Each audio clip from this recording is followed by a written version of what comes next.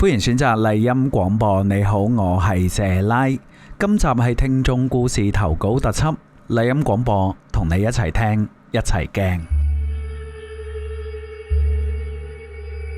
Christine， 我見到嘅媽媽唔係我媽媽。記得喺我小學嘅時候，大概8歲9歲。嗱，講下我哋屋企格局啦。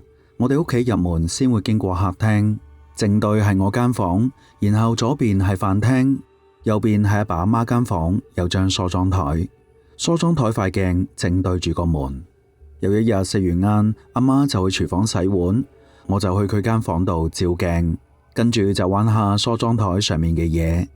喺呢個時候，我喺塊鏡入面見到阿媽着住一條紅色嘅裙，喺房門口經過，由飯廳去咗廚房。開頭我都覺得冇乜嘢，但係諗諗下，阿媽好少着得咁鮮艷㗎，同埋今朝好似冇咁鮮㗎。嗱，諗到呢度啦，我開始有啲驚，跟住出房周圍望，見到阿媽仲喺廚房洗緊碗，着嘅係黑色長裙，就問佢啦：啱啱你有冇出過嚟啊？佢就話冇，一直喺度洗碗，做咩啊？吓？咁我啱啱見到嘅係邊個嚟噶？嗱，明明係阿媽個樣嚟噶，頭髮、身材、側面同埋行路嘅形態都係一模一樣。幻覺就一定唔係噶啦，因為我睇得非常清楚。我估呢就得2個可能性：第一，我就真係見到靈體，又或者靈體扮我阿媽；第二就係平行時空，我見到另一個平行時空嘅阿媽。點都好啦，我永遠都唔會忘記嗰個畫面，因為係我第一次見到真實形態啊！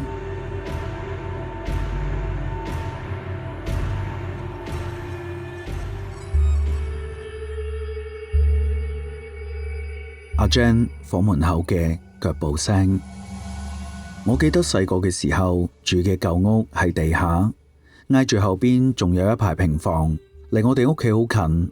牆體都好矮，如果企喺牆邊呢，可以見到半個人。平房入面住咗一個80幾歲嘅婆婆，仔女都唔喺身邊。佢好中意種一啲花花草草，我有時會企喺窗邊同佢傾下偈。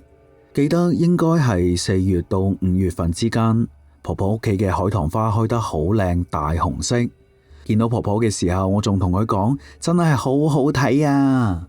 估唔到婆婆成棵送咗俾我。跟住阿媽都禮尚往來，送咗啲禮物俾佢。直到我小六有一日放學返屋企，阿媽忽然同我講，就話婆婆過咗身。我有啲唔敢相信，於是乎喺窗邊嗰度望過去佢屋企，望咗好耐，婆婆真係走咗。之後好長一段時間，我成日都忍唔住會望下佢屋企，幻想佢會行出嚟，好似平時一樣淋下花，傾下偈。去到中二，我哋搬屋嘅時候，我望住婆婆間屋，有啲心酸嘅感覺。新屋出邊有個露台，阿媽都會種啲植物，但係基本上都係種死，唯有海棠花每年都開得最大最靚。搬屋幾個月之後就出現怪事。某日夜晚7點幾，我喺房睇電視，跟住喺房外面傳嚟非常非常清楚着拖鞋喺地下行路嘅腳步聲，啪嗒啪嗒。我以為我聽錯啦，即刻較細部電視嘅聲再聽，啲腳步聲係來來回回，一直喺門口徘徊。當時唔知點解啦，我就夠膽行出去。當我差唔多行到門口嘅時候，啲腳步聲突然之間停咗。跟住我每間房都 check 暈晒，一個人都冇，阿爸阿媽都仲未返。過咗2日，同樣嘅腳步聲再次出現，繼續都喺房門口徘徊，行嘅每一步都好似震緊我心臟咁。我今次唔敢行出去，因為出邊冇燈，而啲腳步聲大概持續1分鐘就冇咗啦。我好小心翼翼咁行出去，着晒啲燈，等老豆阿媽返嚟之後，我即刻同佢哋講，呢2日啦，都聽到腳步聲啊。但係佢哋根本唔信，就話我聽錯啦，可能係樓上或者隔籬屋啊。由嗰日開始，我都有少少精神緊張，直到同一個禮拜嘅 weekend，兩個同學嚟我屋企玩，阿媽就喺房度瞓晏覺，我哋就閂住門傾偈，傾到一半，啲腳步聲又嚟啦。我即刻做咗個噓嘅手勢，佢哋都冇講嘢。跟住我細細聲問：你哋聽唔聽到啊？佢哋兩個係咁岌頭，因為非常清楚，就喺門出邊行嚟行去，都係大概幾十秒之後就停咗。佢哋兩個嚇到喐都唔敢喐，我就慢慢開門出去望咗一眼，跟住去阿媽間房，見到阿媽仲瞓緊，就熬醒佢，問佢有冇出過嚟。阿媽就話冇啊。送走咗兩個同學之後，我無意之間見到陽台嘅海棠花，即刻聯想到唔通係婆婆。過咗幾晚，有一日啲腳步聲再次出現，我自己都習慣咗，亦都可能係因為諗到婆婆，一下子就覺得啲腳步聲好親切。我行去門口，然後對住空氣講：婆婆，係咪你嚟咗啊？你係咪掛住我，所以想嚟睇下我啊？我都好掛住你啊！你可唔可以現身俾我睇下你啊？講完嗰一刻，腳步聲即刻停咗，但係由嗰次之後，呢啲腳步聲冇再出現過。我諗可能係婆婆覺得好開心，因為仲有人掛住佢。好得意嘅係，過咗冇耐，啲海棠都慢慢枯晒啦。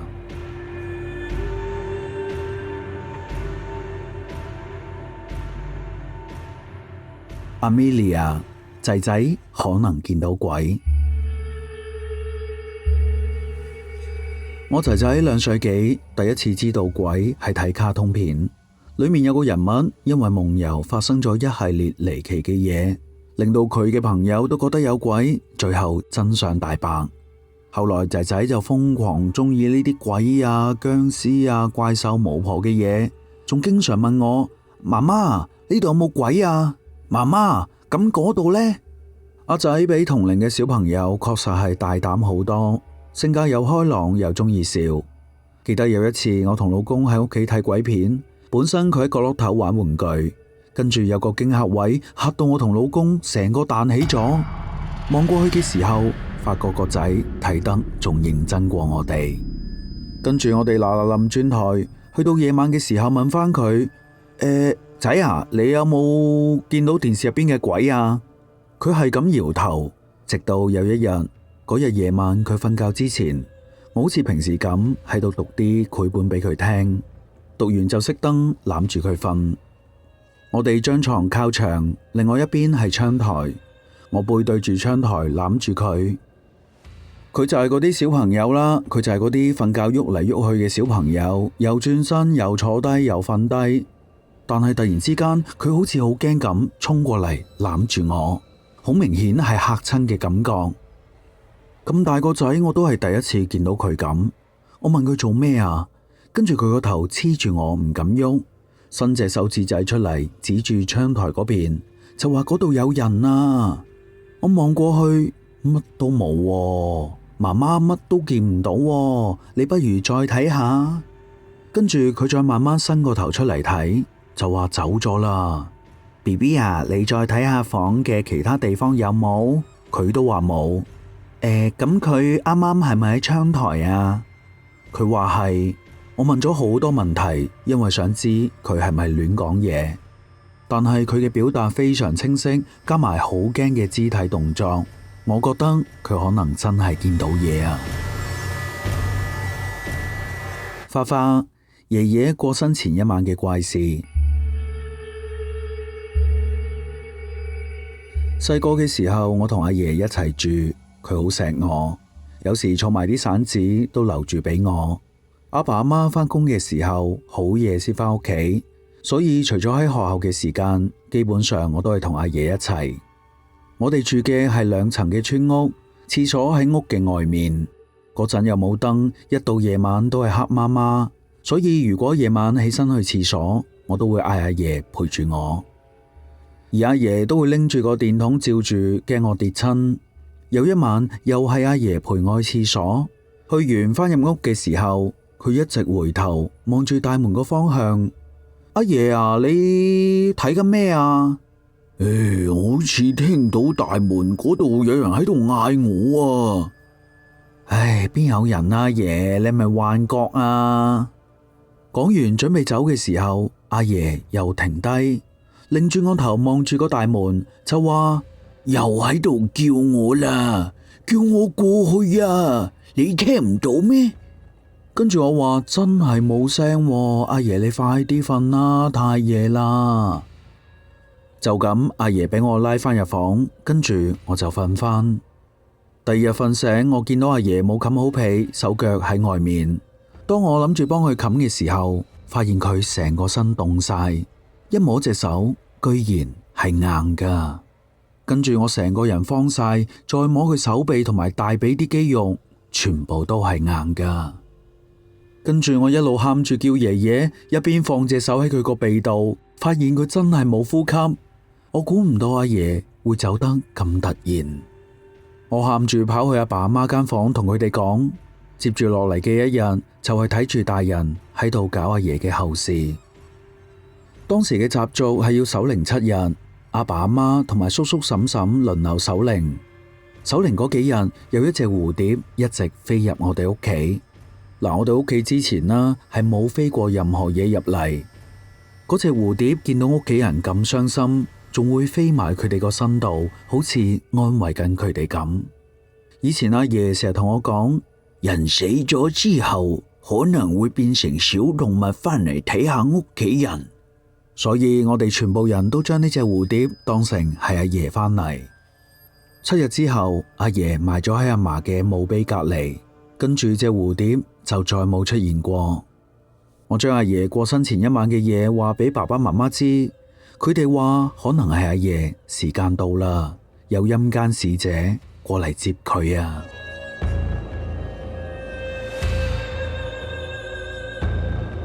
阿 Ray 飄喺半空嘅女鬼。廈門係一個好特別嘅地方，因為經常有颱風。仲記得嗰年我得5歲，阿媽就係做快遞生意，阿爸就出咗國公幹。有一次半夜打颱風，阿媽醒咗就嗌醒埋我，陪佢閂窗。我睡眼惺忪咁拖住佢衫尾喺後邊跟住佢出房。當時唔知點解下意識向後望，一望就見到一個我永遠都唔會忘記嘅畫面。有個着住白色連衣裙嘅女人飄咗喺半空，佢啲頭髮好長好長，雖然飄咗起身，但係見唔到隻腳。然之後佢仲喺我隔籬飄過。因為啲頭髮遮住，我完全睇唔到佢個樣。可能當時我仲未識驚啦，我仲問佢：哇，姐姐，你點解咁樣嘅？嗰個女人好似聽唔到我講嘢咁，保持住一個好慢嘅速度，繼續向前飄。喺呢個時候，阿媽大聲喝我：夜媽媽講乜鬼啊你？邊度有咩姐姐啊？講完佢就自己去閂窗。我企喺原地，一路等阿媽閂窗，一路睇住個姐姐飄。見到佢向住阿媽做嘢間房飄咗過去，我就跟住去啦。最後係見到佢喺間房嘅窗飄咗出去。大個咗之後，我突然之間諗翻起呢件事，再同阿媽講翻。阿媽就話：我哋細個住嗰間屋呢，上一手嘅業主係個女人嚟噶。因為個老公成日虐待佢，最後開煤氣自殺，中毒死咗啊！我哋呢度嘅講法呢，都係自殺死嘅人，好慘噶，靈魂係會被困喺自殺嘅地方，冇得解脫，變成地縛靈，而且仲會不斷重複自殺嘅過程同埋痛苦，直到今世因果結束為止，之後仲要去地獄受苦，唔知幾時先可以輪迴轉世。唔知係真係假啦，但係都係奉勸各位唔好輕生啊！阿琪爺爺半癱時候嘅奇怪行為。阿爺喺冇病嗰陣，一直都係一個好堅定嘅無神論者。仲記得喺2011年，當時係佢因為腦出血導致半癱嘅第3年。有一日晏晝，佢坐喺輪椅上面，同我喺個廳度睇電視，睇睇下，佢突然之間對住陽台揮手，跟住念念有詞，個感覺好似同朋友傾偈咁。然之後佢指一指我隔籬，好似想示意某啲嘢坐去我隔籬咁。我即刻彈起身，阿爺，你同邊個講嘢啊？嗰度冇人噶喎。嗱，阿爺聽到之後啦，成個人打咗個突，即刻唔講嘢都唔揮手啦。但係我見到佢仲時不時睄過去。呢件事之後，我一直都有個疑問喺心入面。有一日，我同阿爺出去曬太陽嗰陣，唔知扯起邊條筋，就突然問佢：阿爺啊，阿媽話呢，病嘅人火焰低啊，見到鬼噶，唔知係咪呢？跟住阿爺反應好大，一直喺度岌頭，咦呀呀。雖然我聽唔清佢講咩啦，但佢個感覺好似想證明俾我睇，佢真係見到啊。直到有一次，當時阿爺嘅身體情況開始惡化，姑婆揾咗個我哋鄉下嘅神婆過嚟睇爺爺，跟住就同我哋講話，阿爺床邊張凳坐住佢已經過咗身幾廿年嘅養母，一直喺度等住帶佢走啊。神婆當時仲將養母個樣形容出嚟，阿嫲就話係佢啦，就係佢啦。不過講真，如果可以喺離開嘅時候有最親嘅人嚟接，何嘗唔係一種福分呢？阿輝朋友舊屋嘅邪靈。呢件事發生喺08年，話說我小學同學嘅屋企好奇特噶，成間屋呢就係門口隔籬有個窗，跟住啲房啊、廁所啊、廳啊，全部都冇窗噶。就算係日光日白都要開燈先睇得清嘢。有一日，我哋5個同學出去玩完，就話不如去呢個同學屋企啦，因為佢阿爸阿媽都唔喺度，我哋可以自己 happy 啊嘛。大概6、7點就返到去，飲飽食醉，去到夜晚10點幾咁上下，屋主個同學就話不如玩啲刺激嘅嘢啊。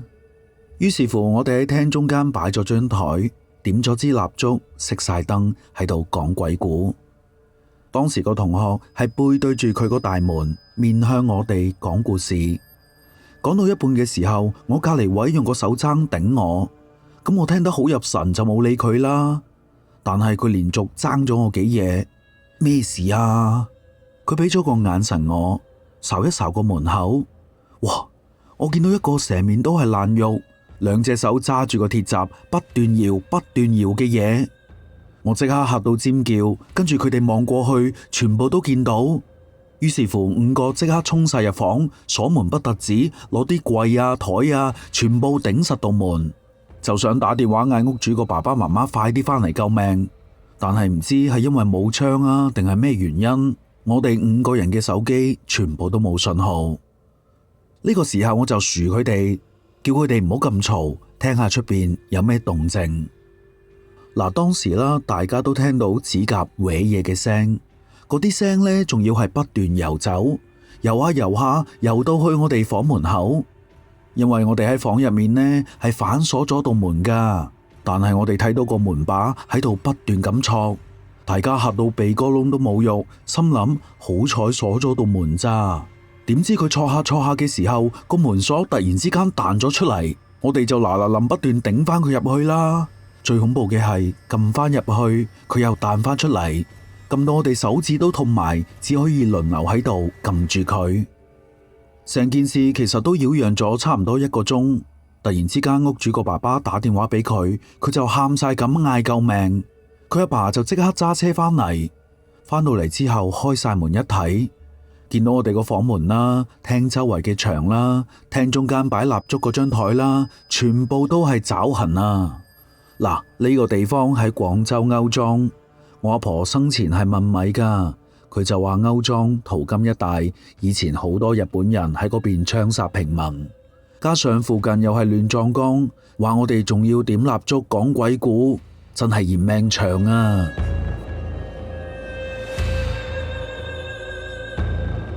！Chris 門上嘅人頭。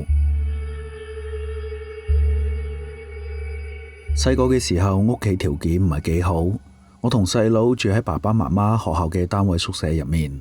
爸爸媽媽嗰陣時喺我哋村委會嘅小學做老師，放學就喺山腳同埋山腰之間嘅一條路上面。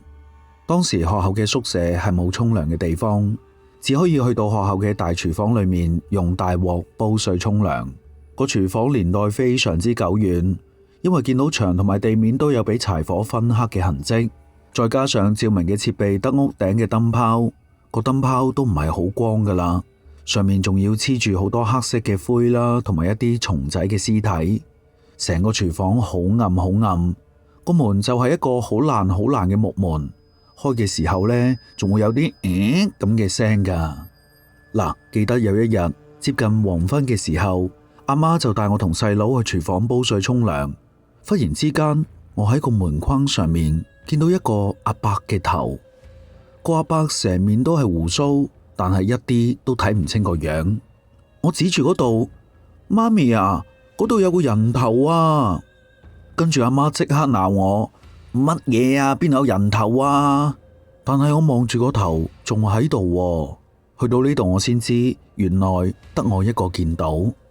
仲要由嗰陣開始，我就經常喺門框上面見到呢個阿伯嘅人頭，因為真係成日都見到，搞到好驚好驚。連喺學校見到愛因斯坦成面鬍鬚張相都驚。好無奈嘅係，阿媽一直都唔信我，成日話我喺度亂噏。之後有一次係同我阿爸去廚房，我望上去嘅時候又見到，跟住我就同我阿爸講啦，阿爸，其實呢，你見唔見到門框上邊有個阿伯嘅頭噶？阿爸就拗晒頭啦，冇喎，咩都冇喎。嗰個阿伯係咩樣噶？跟住我就話睇唔清啊，好多鬍鬚噶，啲鬍鬚好白噶。阿爸好似若有所思咁，但係都冇講乜嘢，就帶翻我翻宿舍。之後聽人講翻呢間學校喺好多年前有個老人就住喺廚房隔籬嘅屋入邊，唔知咩原因，有一日佢喺橫梁上面上吊自殺，而嗰個老人生前就係成面都係白鬍鬚。呢件事雖然過咗20年啦，但係我仲係好清楚記得佢係咩樣噶。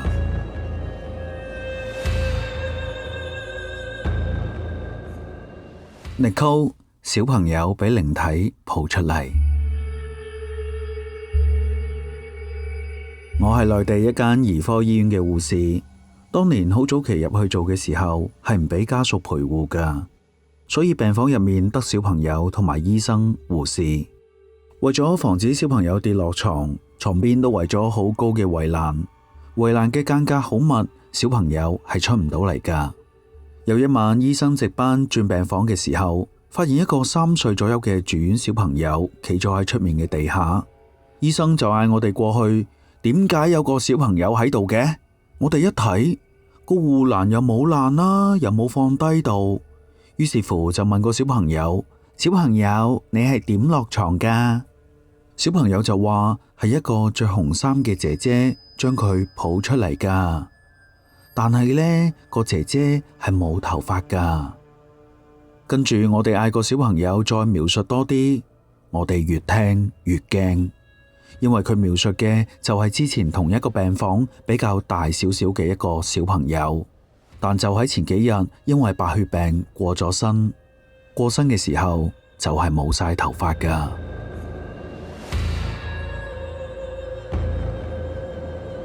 雨晴，我哋見到嘅係邊個呢？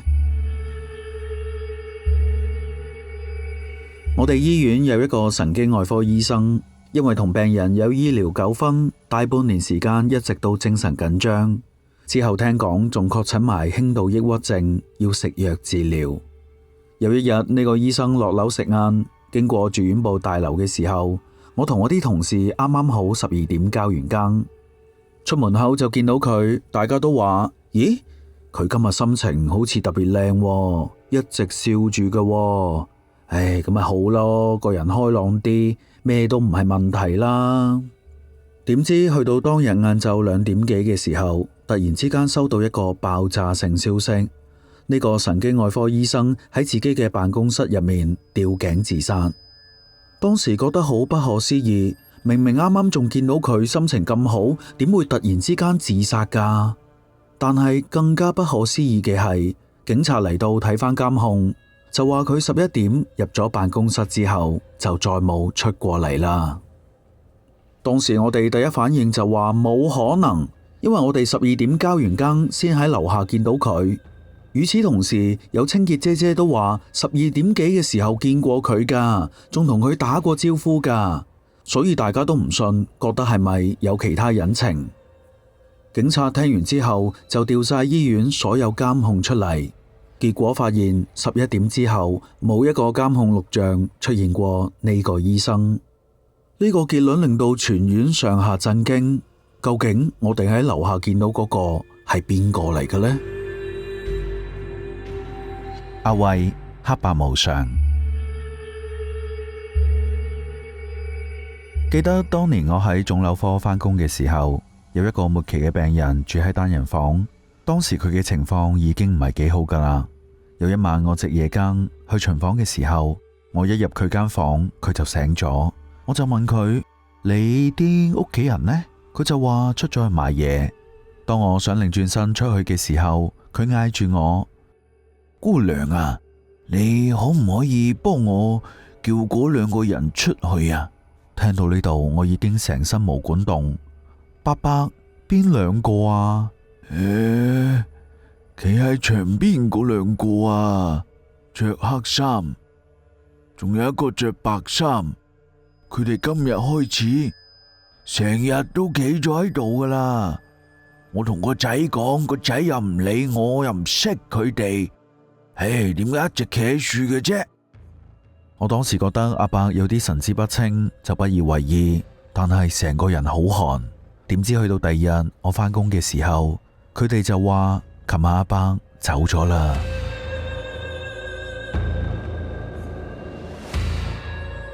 阿 Bell 夢入邊詭異嘅歌聲。呢件事發生喺幾個月之前。有日我突然之間好唔舒服，一路狂咳，仲發埋燒，點都退唔到。跟住就即刻去醫院啦。醫生就話有少少肺炎，要留院觀察。入咗院之後，我食咗少少嘢，好快就瞓着咗。瞓着之後，我發咗個夢。喺個夢入面，有個女仔，我睇唔到佢塊面噶，就同我講話要教我唱歌，首歌好完整。佢喺夢入面教識咗我唱，教完之後我就扎醒咗。嗰陣時我成個人嘔咗，咩事啊？但係趁自己仲記得住首歌，就即刻拎部手機錄低咗。最吊詭嘅係，錄完首歌之後我就退咗燒，第2日再 check 肺炎都好翻晒。唔知點解我自己第6感覺得呢個肺炎就係為咗我入醫院，然後聽到呢首歌，大家一齊聽下。若在心頭上，老生的笑聲，我去向西上，我多去航向的想讓太氣上升，讓太氣上升，無上無上，好想能讓他認同你生活，想到那讓他好好，讓他好好，讓你讓他不好，你讓我好。NONO 不辭而別嘅朋友。我老公有個朋友喺幾年前有一段時間臨時借住喺我哋屋企。呢個朋友又單身又中意蒲，成日玩到3更半夜都唔返。有一晚佢又揸車出去，但係去到第2日夜晚都未返。打佢個電話又一直冇人接，之後揾咗幾日都揾唔到，就以為佢不辭而別啦。過咗1個月之後，我老公個細佬喺外國返嚟幾日，跟住就住喺我哋度。我老公就嗌佢瞓返之前個朋友瞓嗰間房。好詭異嘅係，佢連續2晚都發咗同一個夢，夢見有個人喺牆邊，全身濕立立踎咗喺度，就話自己好凍啊，好凍啊。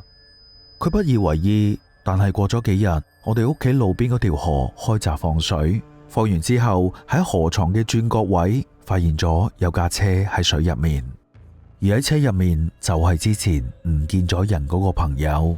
佢得返一副骨架，喺啲骨上面仲黐住好多田螺，所以從嗰件事之後，我哋就再冇食過田螺啦。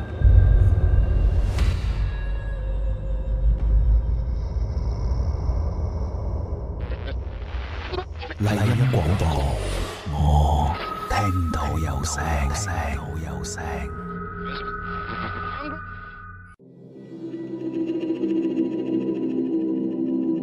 好啦，嚟到我聽到有聲，睇睇大家嘅留言先啊。首先又係嚟自澳門嘅阿生啦，就話謝拉你好，你把聲真係好正，由 1.0 到 2.0 一直支持你啊，多謝晒阿生啊。咁啊，彩園村80歲婆婆啦，就話謝拉我講錯咗啊，我同咪咪咧係22歲嘅時候咧陪唔到我噶。婆婆84歲啦，原諒我講錯嘢啊！我終於等到你開聲啦，婆婆愛回家打緊麻雀啊！我打完麻雀咧就返屋企再聽，係啦，哇！婆婆生活好多姿多彩啊！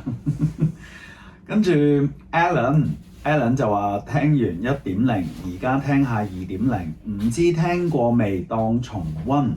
忽然聽到你係咁多謝我，好滾動。正啊，又有得聽謝拉把聲啊，係我聽得多靈異故事問題呢。咁啊有啲古仔都好似聽過嘅。嗱，再講多次啦，麗音廣播 2.0 啦，暫時係 recap 翻 1.0 以前一啲用 AI 製作嘅片嗰啲故事嘅，所以而家 2.0 嘅古仔啦，都係源自於以前 1.0 開始嘅投稿嘅，係啦。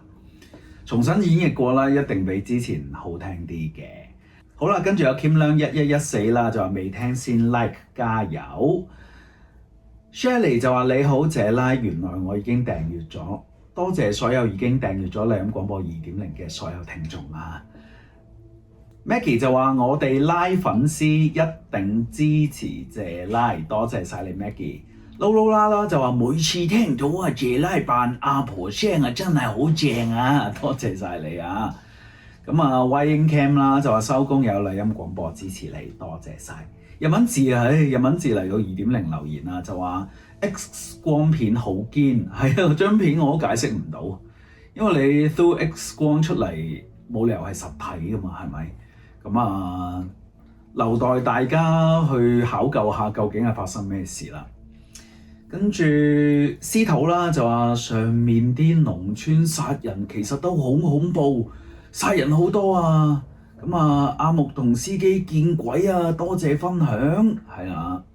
咁啊 Sylvia 就問咗個問題，就話謝拉夠30歲未？你覺得呢？另外啦，散收一集朋友嘅支持啦，仲有 Mankit Leung 啦、Dayman Hong 啦、David Horry 啦、Fumei Chan 啦，同埋 Shelly Tang 啦，多謝大家嘅留言支持，多謝大家 subscribe 咗麗音廣播 2.0 啦，亦都希望大家多啲 share 同埋comment 啦、like 啦，非常之多謝大家鍾意我哋頻道啊！來時無聲，去時無影，互為過客，不留牽掛。我哋下期再見。佢係珍珠，嚇得唔好嘥，捉晒啲 friend subscribe 麗音廣播，一邊聽一邊傾。